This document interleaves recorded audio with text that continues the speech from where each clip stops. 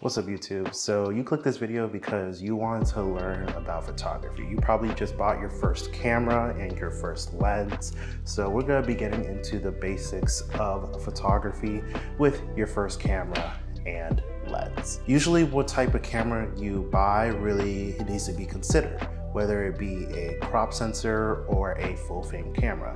And the reason we need to know if it's a crop sensor or full frame camera is based off of our lens choices and if we need to add a crop factor. If you have a crop sensor camera like this one, which is a Canon 70D, and with Canon cameras, they usually have a crop factor of 1.6. All other camera brands, they usually have a crop factor of 1.5. If you have a full frame camera, you will have a crop factor of only 1. Basically what that means is that depending on the type of lens that you have bought, you must multiply that crop factor by the focal length of your lens. And your lens focal length will usually be in millimeters. So for example, this is a 35 millimeter. So if I have a full frame camera, I will multiply 1 times 35 to get my focal length. So 1 times 35 is gonna be 35. But let's say if you have a crop sensor camera like the Canon 70D, which has a crop factor of 1.6, or all other camera brands that has a crop factor of 1.5, I will have to multiply my crop factor by the focal length. So 1.5 or 1.6 times 35 millimeters. That is when I will get the true focal length that my camera can produce. So now that we got that covered, whether you have a crop sensor or a full frame sensor, then you'll get to know the different types of focal lengths that you'll be able to achieve with your new camera. The next thing that we gotta talk about is your exposure triangle. Now the exposure triangle consists of your shutter speed, ISO, and aperture. And all those three things must be taken into account when getting the right exposure. Now there are different types of exposures. We have an overexposure, underexposure, and then perfect exposure. And usually when you're doing photography, you want to have something that is around the perfect exposure or a little bit underexposed. Now, a great way to know if you are perfectly exposed or underexposed is by looking at the metering system that is on your camera.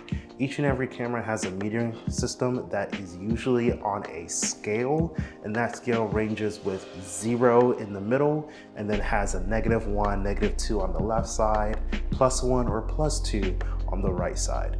Now, you want that metering system to be dead in the middle if you want to have a perfectly exposed photo, depending on your lighting situation.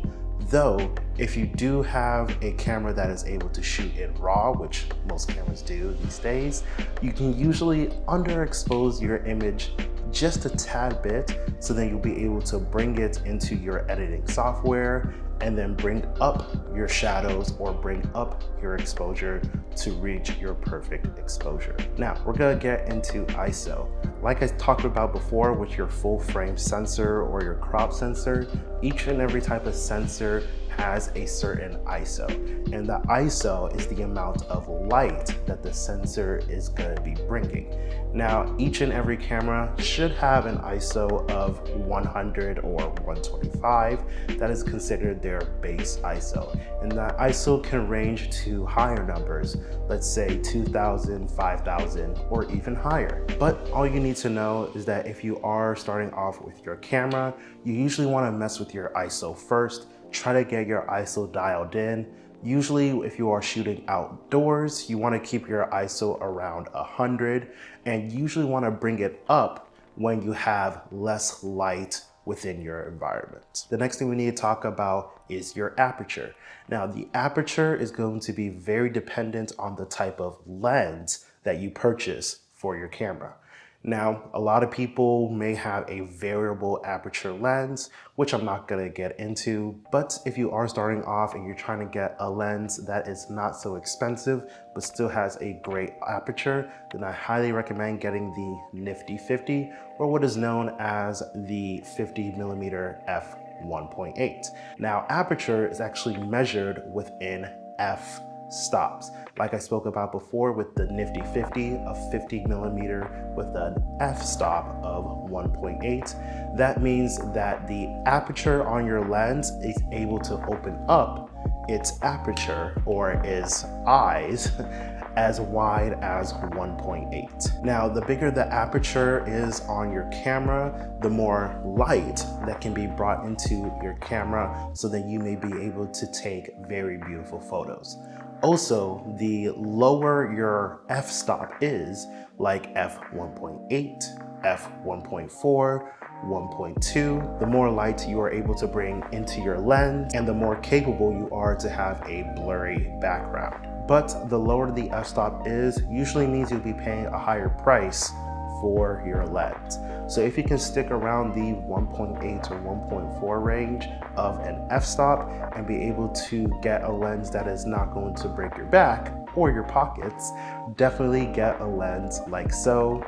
For example, the 50 millimeter f1.8 is a great starter lens. It is inexpensive and it can definitely get you some great photos. Though, if you do have a lens that has an f-stop of f2.8, you can still achieve very beautiful photos with a blurry background. So that is all you need to know when it comes to aperture. And the last thing we need to talk about is your shutter speed. Now, shutter speed is going to be measured in seconds, and these seconds range from, let's say, 1/60 to 1/4000. And that basically means the speed that the shutter within your camera will take a photo.